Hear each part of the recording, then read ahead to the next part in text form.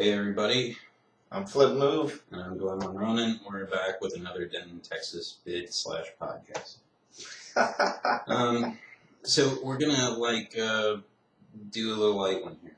Okay, What's the topic? we're going to talk about how television has changed since we were boys, I think, is essentially. Or you were girls. Yeah. You're female. Right, since we were kids. Since We're both in our 30s. I'm in my late 30s. What are you, 35? 35. 35. Yeah. So, yeah. Oh, it's coming up. No, I'm going. You just came up. Anyway. Anyway. And I think, one thing that may have kind of started this is like when we first met, we kind of met over an episode of Land of the Lost. Mm-hmm. Right? And, even though the copies of the show I have are kind of old, it was really fun to sit down and kind of watch it because what would you say about the effects? I mean, you guys got to keep in mind it's 1974. Mm-hmm. So they didn't have a green screen back then. They had a blue screen, and they had the dinosaurs, kind of a claymation style. They were looking like they were made out of rubber and shit. And then puppets for close-ups. Yeah. But what else, could you do back then? That was top of the line effects essentially. I mean, you saw a similar quality of effects in freaking Star Wars, for God's sake. And Star Trek too. Yeah. I mean, a lot of the same sets and companies. Mm-hmm. Right. You did that stuff, and Trek was done on like a shoestring budget for most episodes, and used cardboard and shit. I mean, at least like Land of Lost, they had a good set. Mm-hmm. Yeah, they paid for that. Those the Sleestack masks were pretty good, huh? I mean, obviously the mouths didn't move well, but like it's a good idea with the huge eyes looking like alien eyes. So I mean, if you give the effects a break, for what they were, I mean, those shows are still holding up well. Mm-hmm. Yeah. Pretty good. Good premise. Good premise. Good story, and they didn't treat kids like they're stupid. Yeah, right. It took, I think it took more to like understand the show up until like 91. Oh, you think it's really been dumbed down? Oh yeah, I mean, think about Thundercats or G.I. Joe versus like Pokemon, or SpongeBob, or right. I mean, maybe those are a little bit, like Thundercats or G.I. Joe might be for like 10 or 11-year-olds. Mm-hmm. And then, we had the not just like, I mean, those are, like, that's live action and stuff. And then we had, like, the live action series, like, at night. I mean, Mork and Mindy and Happy Days, stuff like that. Right. But, lately, and I'm not trying to say I don't like a lot of the shows on TV. Mm-hmm. What bothers you the most about TV? I bet I'll give you an exact example. I was watching New Adventures of Old Christine, and it's the only episode of it I ever watched. And it was kids sitting at a table. It's supposed to be at a party, and there were some adults there, their parents or whatever, and they're doing some kind of little project, fun thing for the party that involves writing on paper. And one of the boys, this was the gag, he wrote, "This blows" on it. That wouldn't have even been funny back in like... Right, I guess we didn't really say that. Yeah. But the equivalent wouldn't they throw that's on major network television. Probably not before, and it doesn't come on at 10 o'clock even or anything like that. And I don't know. That only means one thing. I mean, it's figurative there, but other than that, what the hell, dude? The kid. Right. So, have you ever seen Fringe? I never watched it. Well, see, like I love Fringe. Fringe is a great show, I think. But I mean, it's kind of graphic. Like the first. Oh, dude, they show some nasty stuff on CSI and all that. Corpses and like and I mean, we're not even talking about like HBO original series and stuff. I mean, like Game of Thrones. I mean, wow. Stuff you could pick up on antenna. Yeah. And even stuff that you can pick up on antenna is much less wholesome. Mm-hmm. I mean, you give Mork and Mindy as much of a hard time as you want, but that was a pretty good show. Yeah. You know, I mean, that was funny. That taught you something. Mm-hmm.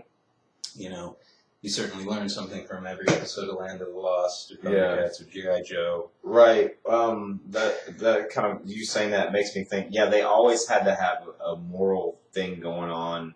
If it wasn't a flat out PBS teach the kids to read thing. I was about to read. Okay, but now we have things like Adult Swim with Tim and Eric's awesome show, which I love. But that's the most. There's nothing, no plot type of shit, and Lawyer Squad. Yeah. Yeah. And I'm gonna go through this out.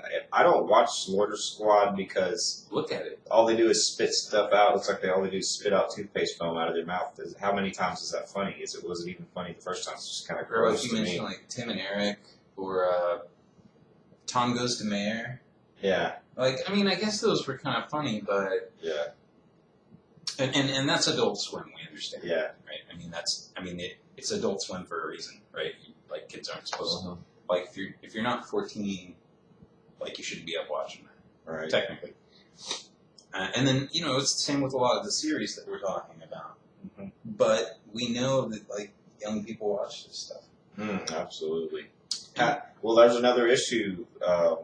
Everybody says, well, parents need to watch what their kids are doing. Can you really do that all the time? What about when they go over to somebody's house? What about when they're sitting behind YouTube? Yeah. You can punch anything into YouTube. Yeah. Yeah. I think do you think it, Flip, that it's family? I think like the whole family structure is starting to. It's not starting to. It's been dissolved, man, with all the divorce that came out. And it's I think not a hell of a lot of people still doing the family dinner every night thing. When the TV started being on during dinner, that kind of right. Gather around the TV with your or just the fact that it was on, you know, like in the background or whatever. I remember, you know, when I was younger, like the TV went off and you know everybody sat down what they did for the day. Talk about what they did, except your dad because he hated his job, and you know, you guys know what I did. I do the same thing. But you know, it just seems like there's been like, you know, another fundamental change somewhere that's made things that were, because it's weird because we have this dumbing down of shows for children and then more violence and gore in shows that families watch. Yeah. I've heard some people claim that the expanding of porn because of the internet has brought down sexual assaults and things of that nature. They're lower per capita in number these days. And also somebody pointed out that if you think of of a gamer who's playing all the violent video games, what is their demeanor when in real life? If anything, they're probably ineffectual, kind of geeky, dare I say. And that doesn't mean every one of them is a geek or whatever. Or it's a bad thing to be a geek. Whatever, you know. I'm just saying, like, they're not going, and now I'm going to go get a real gun and go shoot up the mall, you know. But when a gamer does go shoot a place up, they're pretty good at it. Right, that's a good point. They know their stuff. They know their stuff. Like, I'm pretty sure the Columbine dudes, like, they went on about how those guys play video games. But of course they do. And even if you didn't have the violent video games, those guys probably would do that anyway because they're crazy enough to do that. True. I mean, and yeah, I mean. And I don't think it was TV really or video games that like drove those guys to do it. I think they're just pissed off because they didn't get to do what they want all the time. Right. Well, wasn't that kind of a rich people's school? I don't know. I think it was far off. Well, they were able to get the money for all those guns and stuff. Yeah, they were high points and stuff. They were cheap, but still, I mean, for a high school kids getting them with their milk money. Yeah. So allowance. Yeah, I mean, there's that to consider, and obviously, TV and video games they have to have some type of effect on some people. I know a lot of the people down where I grew up. There's this weird idea about violence. People seem to almost like it. I don't know what it's like up here from up here. I mean, is there anybody like, that seems to like enjoy violence? Like, do you know anybody up here who's like, oh, we're going to get Faces of Death, and, we're going to watch it, and, it's like, why the hell would you want to, like, watch this? I don't know, because I'm definitely not that kind of person, and I don't think just because you watch that stuff necessarily that you're a bad person. It's just not my thing. But, you get all kinds all over. But you mean generally speaking, what kind of people do we have up here? I don't know. It's a good question, man. You're saying people are into violence. They would be more likely to be into watching that type of thing down south Texas. Well, all I know is that, like, down there, man, just Faces of Death is always out of the video store. Mm-hmm. And you always got people, like, wanting to watch, like, really violent programming and play really violent video games, and the whole MMA thing is just staggering to me. Really? I don't, like, it seems like a very, we talked about this privately, Yeah. I think, that it seems just like a huge step backwards as a society. And you did mention boxing. Yeah. But boxing's evolved to a point where, it's about as safe as... Right. You're rather unlucky to... Well, you really have to beat on somebody for a while to even catch a cut. Yeah. Whereas in MMA, it's very likely that somebody's going to get cut. A lot more. And it's, the closest thing to bare knuckles with the little 8-ounce gloves, I think they are, 4-ounce, whatever. They're tiny. Yeah, right. Reduce the blood exchange, probably. And really. The way that those guys beat on each other is just barbaric. Okay. Just barbaric. Okay, here's the argument to that, is that those type of competitions have gone on long before UFC ever got thought of. Yeah. They will go on if you get rid of it, and they will be less controlled. They will be less safe, and they really will be bare knuckle. They still do that. They have one called Rio Heroes, I think. Pluses and minuses. It's taught us what the most effective hand-to-hand self-defense is, and it's knowing your grappling and punching and kicking. It's knowing all of it.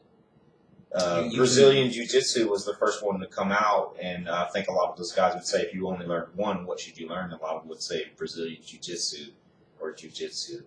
And so people who want to protect themselves, they now can learn this. And I've learned a lot just by watching it. I wrestled in the 8th grade, so I can relate to some of what they're doing. So you can't say there's no positive from it. You can't. You can't. Good point. But, again, it seems like it's been around a while, but just its spike in popularity. It's been around like 20 years now. Yeah, you got like a lot of like 19-year-old kids, 18-year-old kids who are like, I'm going to be an MMA fighter. That's okay. Well, then we'll take this opportunity right here. I have chronic back pain. It doesn't have anything to do with MMA, but I can tell you, if you're going to be a cage fighter or something, or even go out and get in bar brawls, you're going to maybe mess around and get some pain that you have for the rest of your life, even if you win your fights. You're going to tear yourself up, and you might turn around one day at the age of 35 or 38 and go, why did I do that? Yeah, why? Was it worth it? No. I think we both have physical injuries right now where we're thinking, like, how could this right knee go another 30 years? Yeah, exactly. How can this busted ass elbow go another, like, how? And I've not gotten in any fights with anybody, really. Let me make this point about that. Minute. Okay, I'm really putting myself out there. My back pain used to give me serious suicidal ideation. Now, is it worth it to get into a cage match and to give yourself pain where you're that miserable? Right. Yeah. We'll be back in 1 second.